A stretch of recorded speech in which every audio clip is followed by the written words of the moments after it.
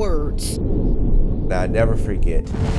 Mandatory evacuation. Mandatory evacuation. I am telling everyone to evacuate if you can.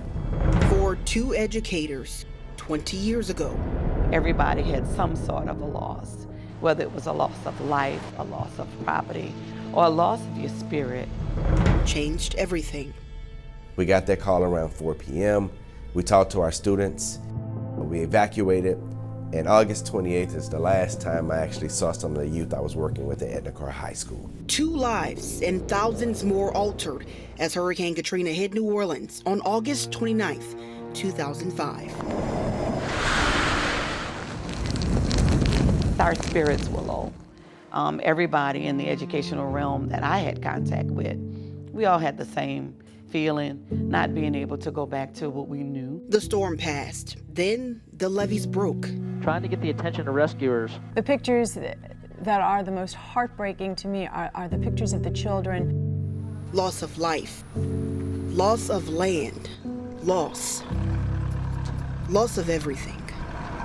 All the entire north side of these buildings, the windows are completely blown out. The city closed. The schools were no exception. Of the 126 Orleans Parish District campuses, 110 were severely damaged. The rush to reopen started with less than 10 schools in November of 2005.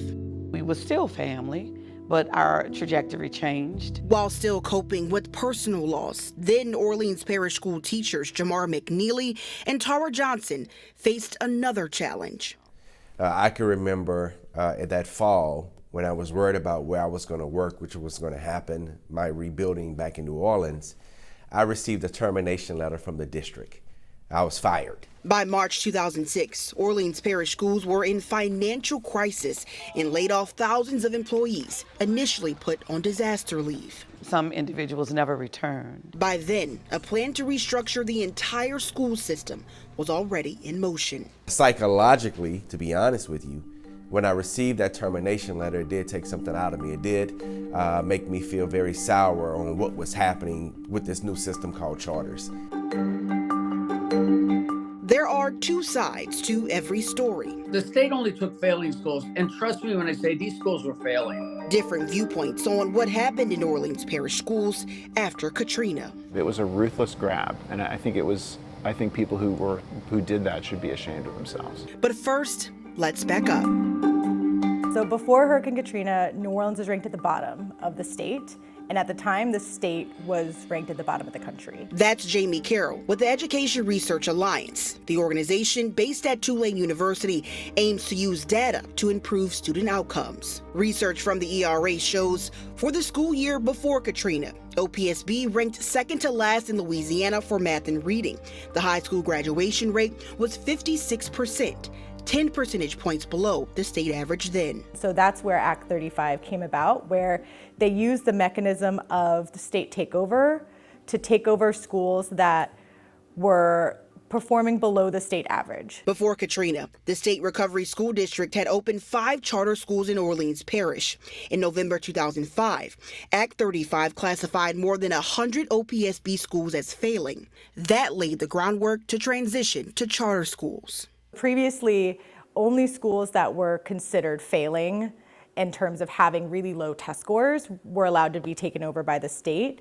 Act 35 said for New Orleans only, any school performing below the average of state test scores could be taken over by the state. When the state raised standards for school districts for all the children throughout Louisiana, okay? So just not for New Orleans. Paul Vallis, the second RSD superintendent, argues the shift to publicly funded, privately operated charter schools was essential to reopening and improving school performance, not a state-targeted move against New Orleans. I actually arrived to the scene about a year and a half after Katrina, in part because they had extreme difficulties getting the schools open. Vallis says pre-Katrina, the school district struggled financially and had outdated facilities. But above all, the bottom line is the vast majority of schools were failing. Schools were given expectations. The district was given expectations. A vast majority of the schools met the expectations. Yet, people are saying the schools in New Orleans are really bad. Dave Cash, president of the United Teachers of New Orleans, says the state targeted the city to create today's charter system, despite schools meeting pre-storm standards, later deemed as failing. So there's an A through F grading system that exists now that didn't exist at the time of Katrina, but it would be what we call an F school now. They basically just rigged the system overnight and said, oh yeah, it's now all these schools that we said were fine are actually not fine, just so that we can, and if we say they're not fine, that means we can put them in the recovery school district. Cash says reformers used test scores to justify restructuring OPSB, with teacher and staff layoffs playing a key role. The move sparked a lawsuit over wrongful termination, though dismissed in 2014. A 2012 ruling from Judge Ethel S. Julian sided with teachers, pointing to the state raising the passing score. She writes, it was 60 before Katrina, but was raised to 87.5 the day the state took control of OPSB on November 30th, 2005. Cash says Act 35 hit black educators the hardest. The teaching force here was, like the student population, predominantly black and predominantly people from New Orleans. Our union had helped build the black middle class by helping to continually raise the living and working conditions of teachers. When you get rid of that, then and you take away all those black teachers that have been there, it means that students, you know, who used to be nurtured by people who understood them because they lived in their same neighborhoods and you know, understood their same culture, are gone now. And when you say they didn't come back, like a lot of them wanted to come back, but they were scapegoated. While juggling getting schools reopened and rebuilding the teacher workforce, organizations like Teach for America stepped in to fill hundreds of vacancies with fresh college grads who pledged a 2-year commitment. I came here in 2008 to teach in New Orleans schools. Carol was one of them. I thought I was coming in to take jobs that weren't wanted.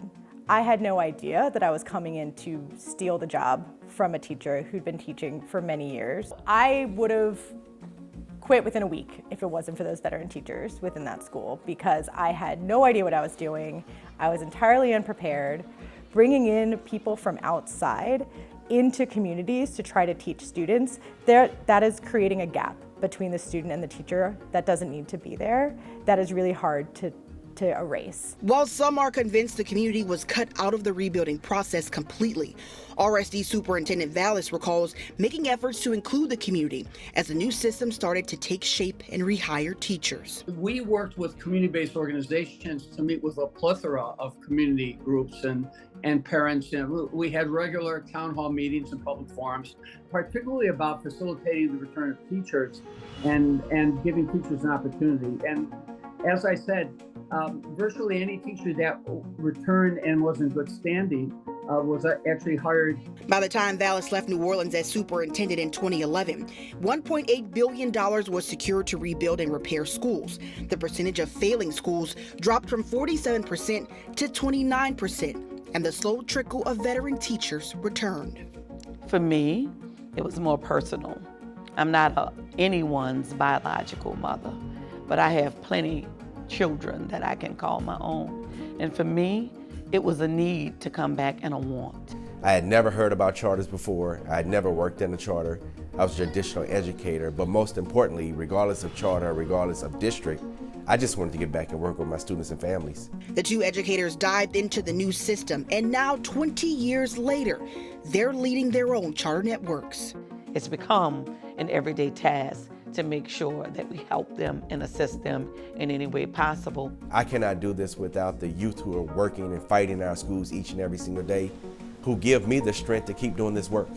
If it wasn't for them, the naysayers, the doubters, the downers will win. While some see clear charter school successes, others worry too many students are still slipping through the cracks. My issue is not that it's an all-charter district, because the reform said choice. Well, if you have one choice, then is it real choice? The folks like Mr. Paul Vallis, some of the folks on the school board who are really strong supporters of the charter school system, they say it works. Who does it work for?